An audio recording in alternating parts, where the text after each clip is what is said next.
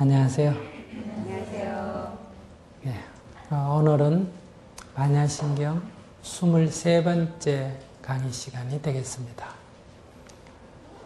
지난 22회에 걸쳐서 반야신경의 전체 강의는 거의 마쳤습니다. 오늘은 이제 맨 마지막 진언에 대한 얘기만 남았는데요. 진언이라고 하는 말은 참말이다 이런 얘기예요. 참말. 진짜 말이다. 참말이다. 거짓말이라고는 털 것만큼도 없는 진실한 말씀이다. 그런데 이게 진실하다는 정도에 끝나는 게 아니고 이 말은 너무나 진귀해서 어떤 기적을 불러온다. 아픈 사람이 병이 낫고 괴로운 사람이 괴로움에서 벗어나게 되고 속박받고 있던 사람이 그 속박에서 벗어난다. 최고의 기적은 해탈과 열반이죠. 이 말씀은 어리석은 중생이 깨달음을 얻어서 해탈과 열반을 정득하는 그런 기적이 일어나는 부처님의 말씀이다.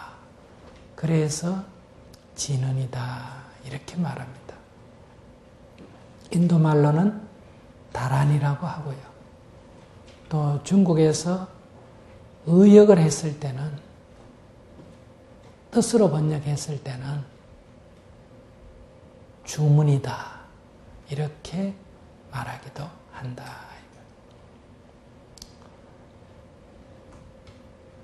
우리가 천수경을 공부할 때 정구업 진언 이런 말이 있죠.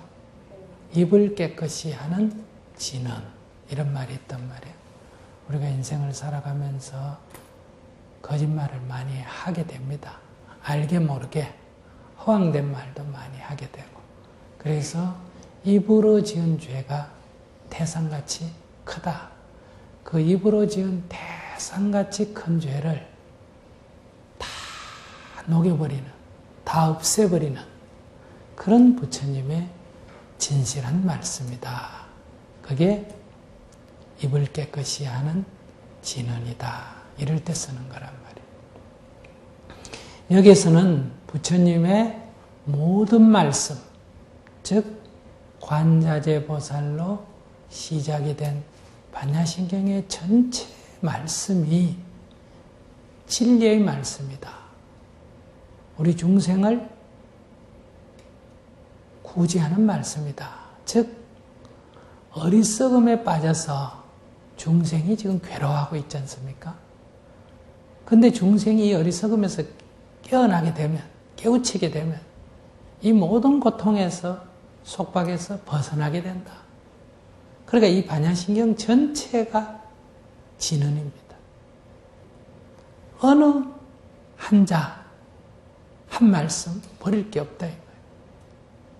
그럼에도 불구하고 그 중에서 더 엑기스를 뽑으면 어떻게 되느냐 이런 얘기. 결국은 그 반야신경의 내용을 요약하면 중생이 해탈하는 길은 열반을 정득하는 길은 깨닫는 수밖에 없다. 깨달음을 이루어서 이 모든 고해에서 벗어나는 길밖에 없다. 그런데도 중생은 어리석게 돈을 많이 벌면 행복해질까? 지위가 높으면 행복해질까? 인기를 얻으면 행복해질까? 건강하면 행복해질까? 자식이 잘 되면 행복해질까? 여러 다른 길을 헤맨다. 이 어리석음을 깨우쳐야 진정한 자유와 진정한 행복이 오는데. 그래서 이 반야신경에서는 깨우쳐서 모든 괴로움에서 벗어나는 이 길만이 유일무이한 최고의 길이다. 과거의 모든 보살님이 이 길을 가셨고 과거의 모든 부처님께서도 이 길을 가셨다. 그러니 오늘 우리 중생들도 과거의 모든 부처님과 보살님의 뒤를 따라서 이 길을 가는 수밖에 없다.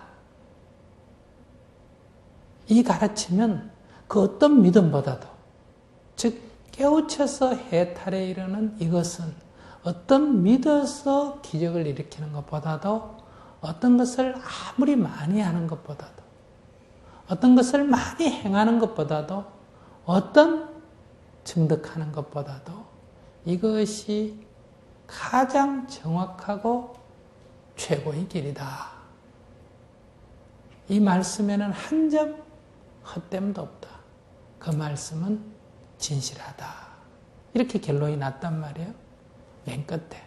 그러니 우리는 어떻게 해야 되겠습니까? 이제 마지막으로 결론적으로 우리들의 결심이 남았다. 이 말이에요. 그러니까 우리는 이 길을 가자. 이 길을 가자는 것은 반야바라밀다를 행하자. 이런 얘기.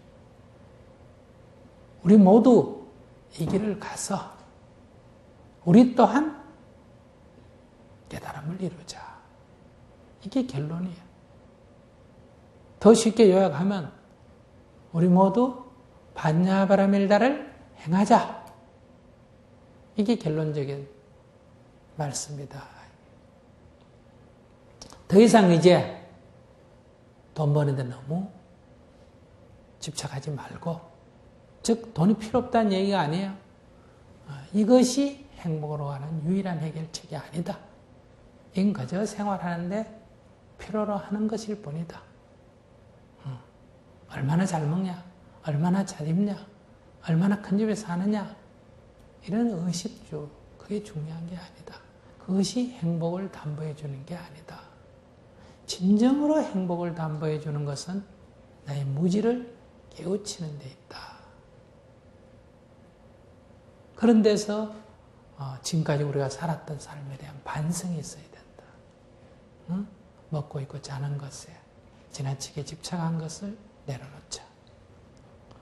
내 주장이 옳다고 고집한 거, 그래서 화내고 짜증 낸 거, 이것도 좀 내려놓자. 응? 그동안에 너무 어리석게 살았다.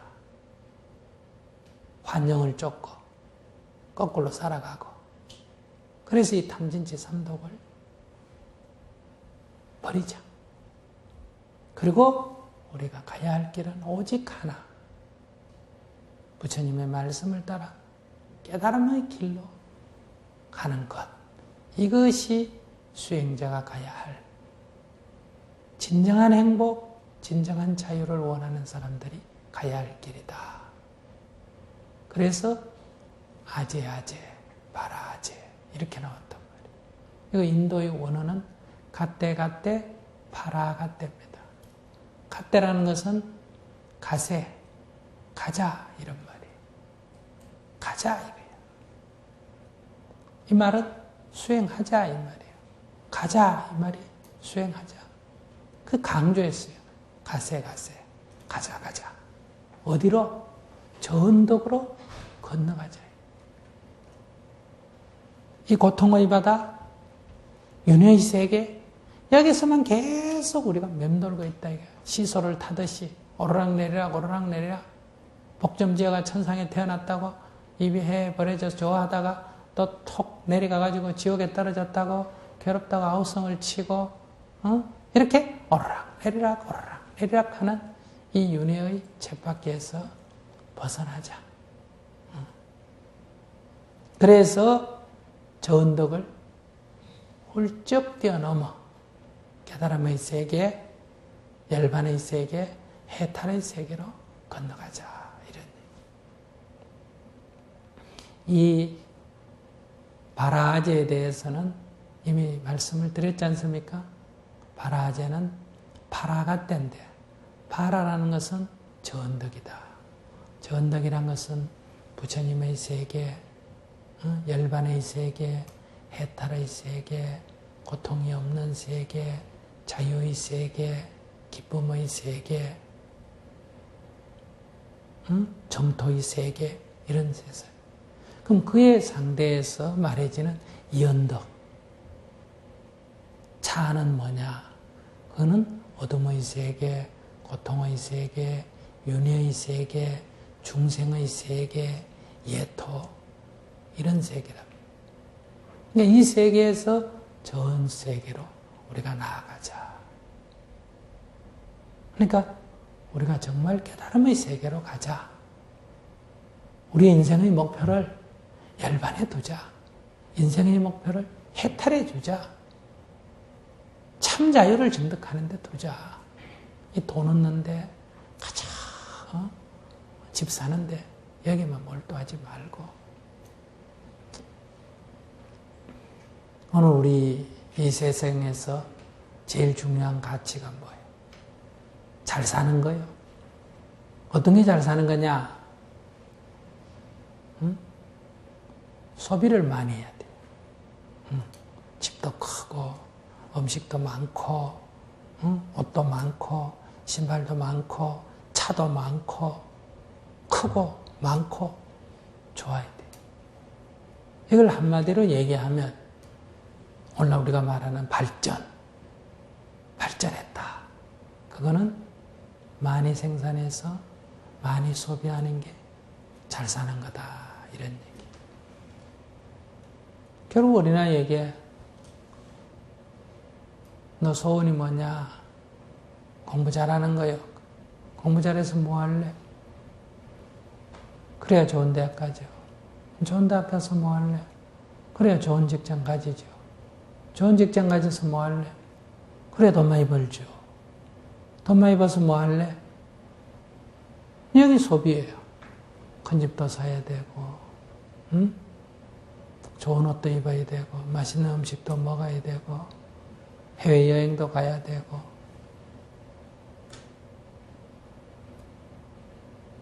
이런 얘기는 결국은 소비가 많아야 된다. 소비 수준을 높여야 된다. 양도, 질도 높여야 된다. 그러니까 소비하는 것, 많이 소비하는 것이 잘 사는 거다. 그 우리도 다 옆집에 비교하면서 어떤 게 잘 사는 거예요? 많이 소비하는 거예요. 많이 소비하려니까 뭐가 있어야 됩니까? 많이 가져야 되겠죠. 그 소비 물품을 구입할 돈을 많이 가지고 있어야 된단 말이에요. 옛날에는 많이 소비하려면 그 재화의 원천이 뭐예요? 땅이잖아, 그죠? 그 땅을 많이 가지고 있어야 돼. 거기서 생산물이 나오니까.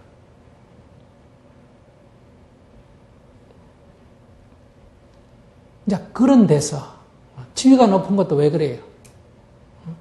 그 지위 자체도 하나의 중요한 거지만 지위가 높으면 뭐도 많다? 수입도 많아지죠. 그래서 결국은 소비를 많이 하는 거예요. 그래서 오늘날 선진국이 됐다 하는 것은 소비 수준이 많이 높아졌다. 그 소비를 담보하기 위해서는 어떻게 해야 됩니까? 그만큼 생산을 해내야 되겠죠. 그래서 이 핵심은 대량 소비입니다. 이 대량 소비를 담보하기 위해서는 대량 생산을 해야 됩니다. 그래서 수공업적으로 생산해가는 대량 생산을 못하지 않습니까? 그래서 기계화해서 대량 생산을 한다. 대량 생산을 하니까 원자재가 어때요? 많이 쓰일 거 아니겠어요? 그죠? 그러니까 자원 고갈에 이를 수밖에 없다. 이 필연적이에요. 자원 고갈에 이른다. 근데 지구자원이라는 게 무한하다고 생각했단 말이에요. 왜냐하면 지구자원이 재생되는 것이 우리가 쓰는 양보다 많아요. 그러니까 우리가 아무리 써도 지구자원이 재생되는 것보다 더 적을 때는 지구자원이 무한하다는 말이 맞았어요. 근데 워낙 우리가 많이 쓰다 보니까 이 자연 생태계에서 재생하는 것보다 우리가 쓰는 게 더 많아지면 재고가 어때요? 점점 줄어들 거 아니에요. 그죠? 그러니까 수십억 년간 쌓아온 재고가 우리가 이 최근 100년간에 지나치게 씀으로 해서 재고가 점점 줄어들어가 요즘은 일부는 바닥이 날 지경에 이르렀어요. 그러면 자원 부족이 일어나요. 더 가면 이제 자원 고갈이 되는데 자원 부족이 일어나니까 결국은 원자재 값이 오를 수밖에 없겠죠. 옛날에는 이렇게 되면 전쟁을 해가지고 정복을 해서 그쪽 사람은 못 쓰게 하고 우리만 쓰면 돼요. 이것이 1차 세계대전, 2차 세계대전 이렇게 전쟁이 계속된 역사란 말이에요. 근데 오늘날은 그렇게 못하잖아요. 그러니까 총칼 대신 뭘로 합니까?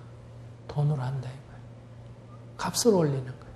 값을 올리면 돈 있는 사지만 돈 없는 사람은 못 사게 되죠. 결국 물건값이 올라갑니다. 옛날에는 물건값 올릴 필요도 없어요. 그냥 힘으로 뺏어버리면 되는데. 그래 못하니까 물건값을 올려가지고 이제 부자들, 부유한 나라들은 살 수 있고 가난한 나라들은 결국 살 수가 없는 이제 이런 경향으로 가니까 지금 석유도 부족하니까 석유값이 폭등을 하고 곡식도 부족하니까 곡식값이 폭등하고 철강도 값이 오르고 석탄도 값이 오르고 다 이렇게 오르지 않습니까? 그럼 우리가 똑같이 1년 우리 국민소득이 1인당 2만 불이라 하더라도 물건값이 배로 올라버리면 실질소득은 어떻게 됩니까? 만 불이 돼버리겠죠. 근데 돈을 다 절반 내놔라 그러면 사람들이 엄청난 저항을 하는데 물건값이 올라가 실질소득이 절반이나 되는 거는 사람들이 저항이 좀 적어요. 그래도 지금 이런 현상이 일어나니까 여러분들이 지금 아우성인 거는 지금 실질소득이 줄어든다. 내 돈을 누가 가져간다 이런 얘기예요. 근데 이건 필연적이에요. 왜냐하면 지금까지는 유럽 국가들만 이런 식으로 재화를 독점했거든요. 그러다가 일본이나 아시아의 일부 국가, 우리 같은 나라까지도 여기에 끼었단 말이에요. 그래 우리가 목에 힘주고 살았잖아요. 근데 중국과 인도가 두 나라 합하면 인구가 25억이에요. 지금까지 썼던 모든 나라들과 맞먹는 인구예요. 여기도 경제성장이라는 이름으로 따라왔단 말이에요. 이렇게 되니까 자원 고갈 현상이 일어나는 거예요. 이건 갈수록 심해집니다. 일부 주춤할 수는 있습니다. 왜냐하면 물건이 부족하다 하니까 겁을 내서 매점 매석을 하게 되지 않습니까? 그죠? 그래서 더 폭등했는데 이게 조금 이제 도로 떨어질 수가 있어요. 그러나 근본적으로는 계속 올라갈 수밖에 없다. 이게 현실이에요. 결국은 그래서 자원 고갈 정도에 가면 어떻게 되겠어요? 돈 갖고만 해결이 안 되면 이제 전쟁이 일어나겠죠. 그 중간에는 가난한 사람들은 굶어 죽든지 이제 생존만 유지하든지 잘 산다는 것은 희망이 없어지면 엄청나게 상실감에 빠지겠죠. 그러면 이제 막 자포자기하게 되면 또 사회가 혼란에 빠질 수 있어요. 근데 문제는 이것만 있는 게 아니고 대량 소비를 하게 되면 뭐가 생겨납니까? 대량으로 쓰레기가 생겨나죠. 그 쓰레기라는 건 꼭 눈에 보이는 고체만 말하는 게 아니라 액체도 그렇고 기체도 그렇고 많은 현상이 일어납니다. 이게 소위 오늘 우리가 말하는 환경 오염이다 이런 얘기. 이걸로 인해서 우선 우리들이 먹거리가 오염이 되고 공기가 오염이 되고 그래서 우리 건강이 나빠지죠. 더 나아가서는 이것이 자연을 오염시키죠. 자연을 오염시키니까 자연에 있는 생명들이 죽게 되죠. 그러면 곡식의 소출이 떨어지죠. 그러니까 우리들이 사는 이 삶의 토대가 망가진다 이 말이에요. 근데 여기서 이제 하나 더 가면 뭐예요? 오존층이 파괴가 된다. 그래서 자외선이 우리에게 막 다가오니까 이제 어떤 피부암이라든지 이런 위험에 빠지게 되고 지금처럼 온실가스의 증가로 인해서 온실 효과가 나타나고 그래서 기온이 상승되고 그러다 보니까 기상이변이 일어나죠. 요즘 특히 눈에 많이 보일 정도로 우리가 경험할 정도지 않습니까? 그죠? 이게 미래의 일이 아니고 바로 닥친 일이란 말이에요. 그러니까 대형 수재, 화재, 지진, 가뭄 이런 게 막 일어난다. 그럼 이것이 또 농업생산물을 저하시키는 요인이 되죠. 그러니까 기름값이 올라서 트랙터 이용료도 오르고 비료값도 오르고 그래서 농업생산 원가가 오르는 데 따라서 곡물값이 올라야 되는데 또 너도 나도 많이 먹고 많이 갖다 버리니까 수요가 많이 갖다 오르게 되는 데다가 이번에는 또 홍수 피해, 가뭄 피해에서 곡물 생산량이 떨어지니까 또 값이 오르니까 이게 보통 일이 아니죠. 우리는 어느 정도 수입이 있으니까 뭐 2, 3배 오른다 해야 사는데 지장이 없는데 하루 벌어서 겨우 먹고 사는 사람은 음식값이 2, 3배 올라버리면 세끼 먹은 거 2끼 먹어야 되고 2끼 먹던 거 1끼 먹어야 된다. 그러다 굶어 죽어야 된다. 이게 필연적이다. 그러니까 약한 고리에서 먼저 굶어 죽는 사람이 생긴다 이 말이에요. 그러니까 경제가 가장 공공한 북한 같은 데서 지금 굶어 죽는 사람이 점점 늘어나고 북한만이 아니라 조금 더 있으면 어때요? 지금 가난한 나라들에서 굶어 죽는 사람이 나올 거예요. 지금은 식량파동으로 난리를 피우지 않습니까? 거기서 이제 곡물값이 더 오르면 굶어 죽는 사람이 생겨나게 되죠. 그러나 아직은 우리는 그래도 그거 뭐 전체 생계비 중에 쌀값 좀 올랐다고 밀가루 좀 올랐다고 라면값 좀 올랐다고 지금 크게 사는데 지장이 없단 말이에요. 그러니까 우리는 음식을 한쪽에는 많이 버리게 되고 다른 한쪽에서는 음식이 없어서 굶어 죽게 되고 한쪽에서는 너무 먹고 살쪄서 살 빼는데 또 돈 들어야 되고 한쪽에서는 영양실조 걸려가 그 영양 보충하는데 또 돈 들고 이런 이제 모순이 가중이 된다. 근데 이런 모순이 이제는 우리 전체 가난한 사람만의 위기가 아니고 부자를 포함한 사람까지의 위기로 닥쳐오게 된다. 그러나 순서로 보면 어느 쪽이 먼저 죽습니까? 가난한 나라 사람들이 같은 나라 안에도 가난한 사람들이 먼저 죽고 그래서 부자들은 우린 상관없는 일이다. 하지만은 곧 뒤따라올 일이다. 지금 자연 환경을 파괴함으로 해서 미생물들이 먼저 죽고 작은 물고기들, 벌레들이 먼저 죽고 그 다음에 이제 그 다음에 죽고 그 다음에 죽고 이렇게 올라올 동안에 인간은 까딱없다. 그런데 이것이 이제 인간에게까지 미치게 된다.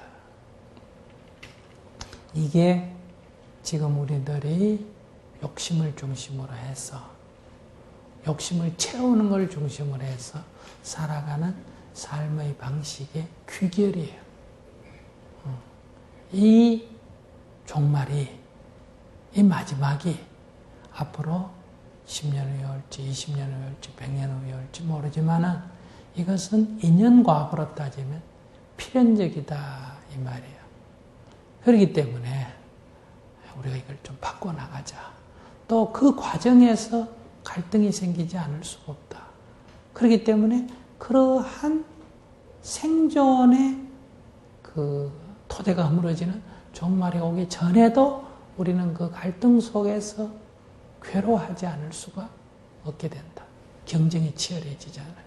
경쟁이 여러분들 살아오면서 요 한 30년 살아오셨는데 젊은 철 들고 말이야. 갈수록 경쟁이 치열합니까? 경쟁이 약해집니까? 치열해져. 요 몇 년 사이에 더 치열하죠. 왜 이럴까? 이거는 아까도 얘기했지만 쟁탈전이 점점 세게 붙는 거예요. 나라와 나라 사이 경쟁도 치열해지고 개인과 개인과 사이의 경쟁도 치열해집니다. 그러면 이제 조금 더 가면 싸움으로 갈 수밖에 없고 이렇게 되죠. 그래서 부처님께서 말씀하신 공생공명, 우리가 함께 더불어 살고 함께 번영을 누린다 하는 것은 이건 맞지가 않다 이 말이에요. 이걸 미리 우리가 깨닫고 여기에 대응을 하면 이 재앙을 막을 수가 있고, 우리가 어리석어서 끝까지 가게 되면 결국은 공멸하는 쪽으로 가게 된다. 이걸 깨우쳐야 돼요. 그럼 이걸 깨우치는 게 바로 반야란 말이에요. 이런 걸 깨우치는 게. 부부지간에 내가 너무 나를 고집함으로 해서 결국은 부부의 갈등을 불러일으키고 부부의 갈등이 가정에 평화를 깨뜨리고 그래서 내 인생이 괴로워지는, 이것도 어리석음이지만은 크게는 오늘 인간이 살아가는 이 삶의 길, 방향, 이것도 어리석은 길이다 이런 얘기. 이런 걸 우리가 깨우쳐야 돼요. 그러니까 부처님의 가르침이 혼자서 가만히 앉아서 명상만 하는 거다. 그래서 보지 않고 듣지 않아서 마음이 편안한 게 해탈이다. 이렇게 생각한다면 그건 부처님의 말씀을 너무 적은 부분만 이해한 거예요. 그럼 부처님이 중생을 구제한다. 중생의 병을 치유하는 의사다. 이런 얘기는 할 필요가 없는 거예요. 그런 데서 우리의 이런 어리석은 삶의 길에 대한 깨우침이 있어야 된다.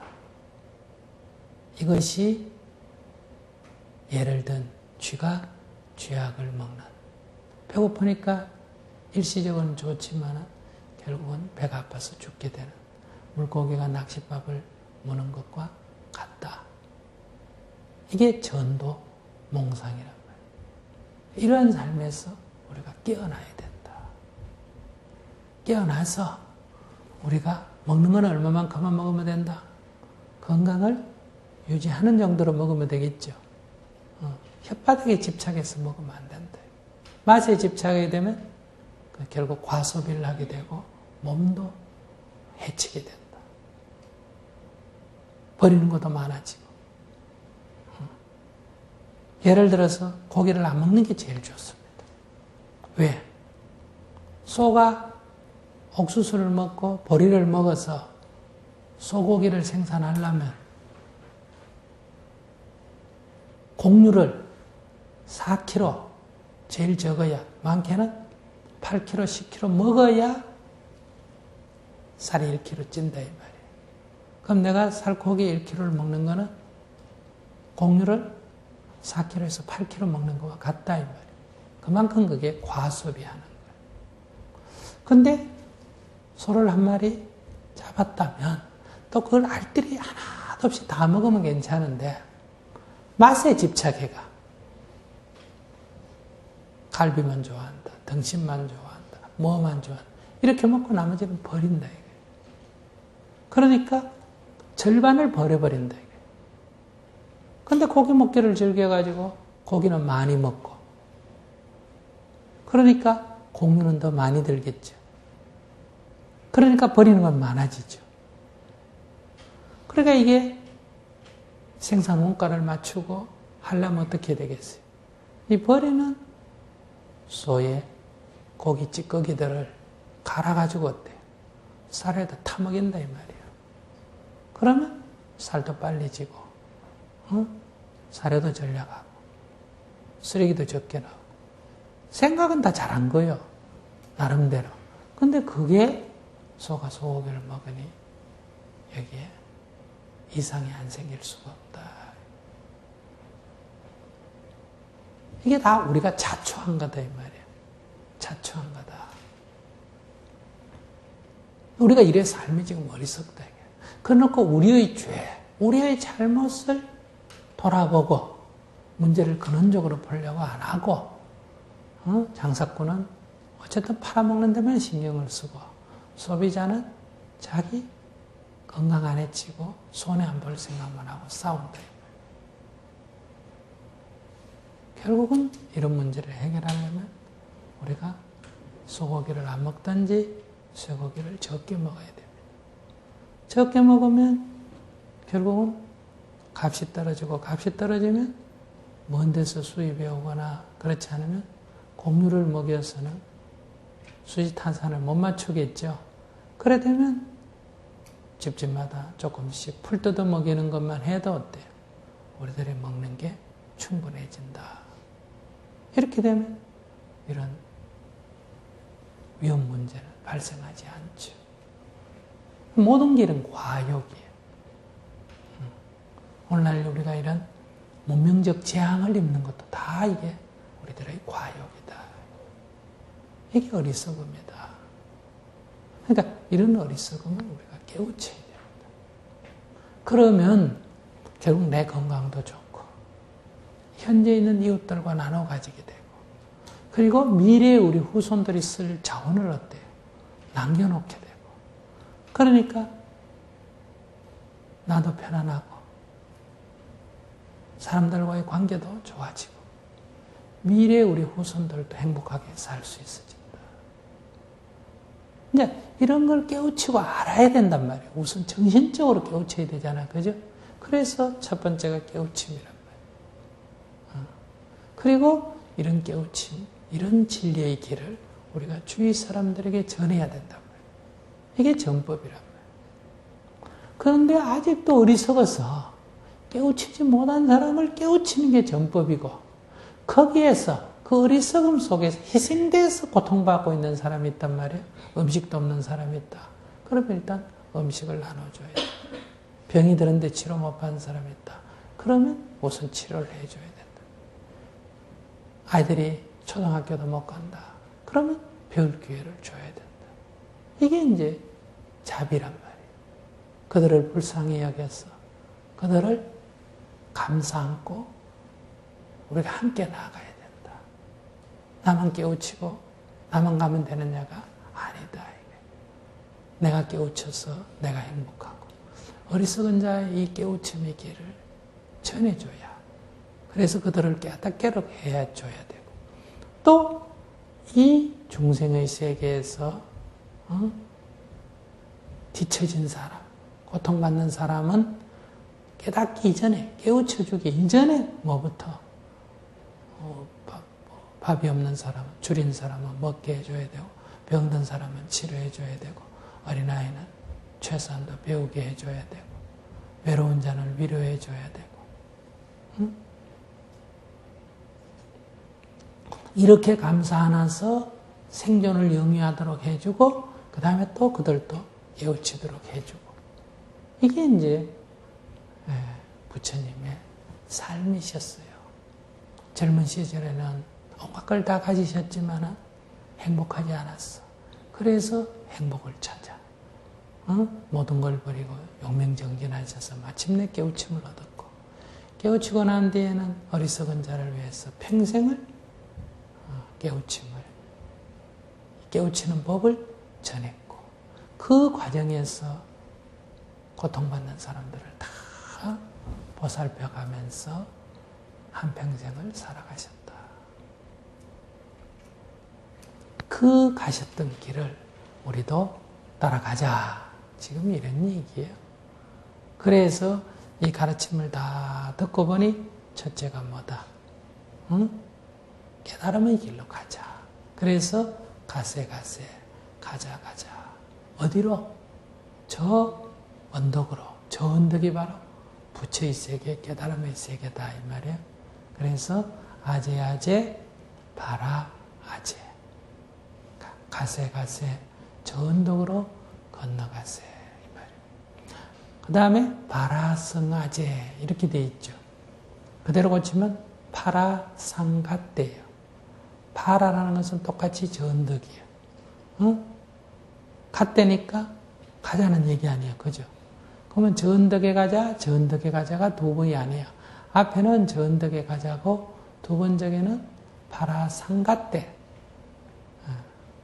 전덕에 도달하였다. 전덕에 도달하여 이런 뜻이. 전덕에 도달. 이거는 전덕으로 가자 이 말이고 두 번째는 전덕에 도달하여. 전덕에 도달하여 뭐 해야 되겠어요? 깨달음을 이루어야 되겠죠. 그러니까 모제사바하 보디스바 깨달음을 이루세. 우리들의 궁극적인 목표가 뭐라고요? 깨달음을 이루는 게 목표예요. 그래서 이 요약이 딱 돼 있단 말이에요. 깨달음을 이루자. 이게 우리 인생의 목표다. 그러면 깨닫는다 하는 게 인생의 목표인데 깨닫는다 하는 것은 깨닫는 것이 목표라고 하지만은 깨달으면 어떻게 된다 그랬어요? 모든 괴로움이 사라진다 그랬죠. 관자재보살 행심반야 바라밀다시 조견 온 계고 즉 온이 모두 공함을 밝게 비추어 보시고 즉 깨달음을 얻으시니 어떻게 됐다고요? 도 일체고에 그렇게 됐죠. 마찬가지로 모든 보살들이 어떻게 했습니까? 원리 전도 몽상하니 어떻게 됐다? 구경 열반했다. 즉 모든 괴로움이 사라졌다. 행복해졌다. 이런 얘기예요. 여러분들이 깨달음을 이루면 거기는 바로 진정한 자유, 참 자유와 참 행복이 있다. 참 자유라면 어떤 걸까? 내 하고 싶은 대로 되는 게 참 자유일까? 응? 내가 원하는 대로 남편이 다 내 말 듣고 자식이 내 말 듣고 세상이 내 원하는 대로 되고 이게 참 자유일까? 그렇지 않다. 참 자유라는 것은 모양 없는 물처럼 그렇다라 그 모양을 바꾸듯이 나라고 하는 고집 어떤 정형이 없어서 어디를 가도 어때요?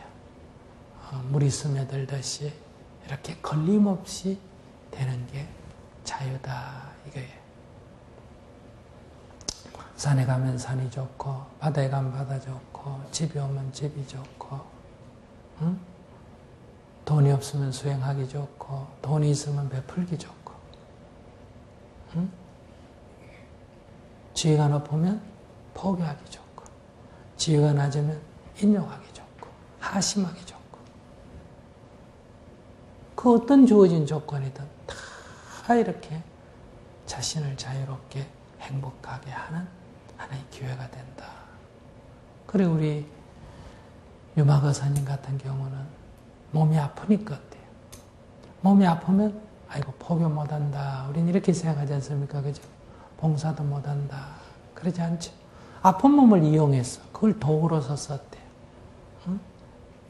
이 몸이란 게 얼마나 무상하냐 하는 것을 보여주는 이렇게 도구로 썼다. 이렇게 뭐든지 다 쓸 수가 있다. 내가 설령 죽는다면 이 몸이 얼마나 무상한지를 사람들에게 보여주게 된다. 그러니까 뭐든지 다 중생을 이롭게 하는 그런 도구가 될 수 있다. 여러분들이 가진 재능, 여러분들이 가진 육신 하나도 버릴 게 없다 이거예요. 다 이것을 우리는 진리를 구현하는 하나의 수단으로 쓸 수가 있다. 이렇게 되면 삶이 자유로워진다. 그러니까 남편이 내 말을 안 들을 때 왜 내 말을 안 듣느냐 이걸 갖고 답답해하면 괴로움에 빠지고 응? 고집하는 남편과 내가 같이 고집을 하는 내 모습을 보고 응? 아, 내 고집하는 거를 놔라고 저렇게 나를 테스트하고 있구나 이렇게 생각하고 내가 한번 놔보면 어때요? 그를 두고도 내가 어떻게 된다? 자유로워지겠죠. 그럼 이런 자유를 만끽한다. 아, 일체가 마음이 짓는 거구나 하는 걸 확인한다 이 말이야. 이렇게 내가 숙이게 되면 시간이 흐르면 그도 숙이게 된다. 아, 그럴 때 우리는 이겨서 상대를 제압하려는데 져서 어때요? 다시 이기는 길이 있구나. 이렇게 또 공부를 하게 된다. 그러니까 어떤 주어진 일들이 다 자신의 수행의 소재가 된다 이 말이에요. 꼭 세상을 등지고 깊은 산속에 들어가서 아무도 없는 데서만 수행을 하는 게 아니라 바로 우리가 사는 이 세상에서 벌어지는 일들을 과제 삼아서 우리가 수행을 해나갈 수 있게 된다. 그렇기 때문에 가세 저 언덕으로 건너가자 할 때 저 언덕은 이 세계가 아닌 저 세계, 죽어서 가는 어떤 세계나 안 그러면 현재가 아닌 먼 미래, 즉 타방 정토나 미래 정토가 아니라 지금 내가 갈 수 있는 세계, 한 생각 돌이키면 내가 도달할 수 있는 세계, 유심정토다 이 말이에요. 그런 세계로 우리가 나아가자 이 말이에요. 우리가 그런 세계에 도달해서 이런 수행 방법을 이해해서 우리가 참자유를 얻자, 진정한 행복을 얻자. 그럼 참자유와 진정한 행복을 얻는 데만 끝나는 게 아니에요. 바로 우리가 중생과 더불어 함께 공생공명하는 세계로 나아가자.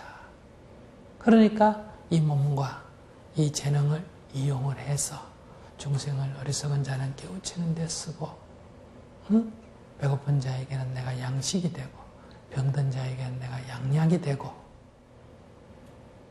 이렇게 자신을 이렇게 도구한다 이 말이에요. 이걸 우리가 중생의 고통을 구제하기 위해 뭐 한다? 보살이 화연을 한다 이렇게 말해요. 나는 뭐 꼭 법사다, 나는 뭐다 이렇게 정해져 있지 않아요. 여러분들이 화연을 하는 거예요. 그러니까 부모가 필요한 어린아이에게는 나는 뭘로 화연한다? 그의 엄마로 화연을 한다. 아내가 필요한 남편에게는 나는 아내로 화연을 한다. 자식이 필요한 노인에게는 나는 자식으로 화연을 한다. 이렇게 이 세상에 여러 종류의 주어진 그런 환경에 따라서 우리는 역할을 하는 거예요. 그래서 불보살을 우리가 뭐라 그래요? 천백억 화신이다 이렇게 말하죠. 그러니까 헤아릴 수 없는 많은 모습으로 화연을 한다. 그런데 우리 중생은 나는 뭐다 정해져 있잖아요. 정해져 있지 않다. 인연을 따라 몸을 놔둔다. 한량없는 모습으로 몸을 놔둔다. 그래서 간을 티끌 수만큼, 그러면 이제 가는 티끌이 이제 티끌이 뭐예요? 진이지 않습니까? 그죠? 그러니까 가는 티끌만큼 이제 몸을 놔둬서 중생을 구제하기도 하고 1100억까지 수로 몸을 놔둬서 중생을 구제하기도 한다. 그러니까 불자가 힘이 있는 거예요. 그러니까 이 반야신경의 가르침을 다 듣고 나서 딱 결론이 뭐예요? 자, 이제 더 이상 말할 필요 없다. 어디로? 깨달음의 길로 가자. 깨우침의 길로 우리가 수행에 매진하자. 그리고 그런 정진을 통해서 깨달음을 얻은 뒤에는 이 좋은 법을 이 세상에 널리 전하자. 그리고 고통받는 중생을 구제를 하자. 이런 얘기예요. 그러니까 이 아제, 바라아제, 바라성아제, 모지, 스바는 목소리를 줄여서 힘없이 읽어야 되겠어요? 목소리를 크게 힘있게 읽어야 되겠어요? 힘있게 읽어야 돼. 내용을 모르니까 그냥 입에 넣어서 군질군질 이렇게 하고 마친다. 앞에 내용을 다 알고 이러니까 결론적으로 우리가 해야 할 일은 이것밖에 없구나. 이제 이렇게 되는 거란 말이에요.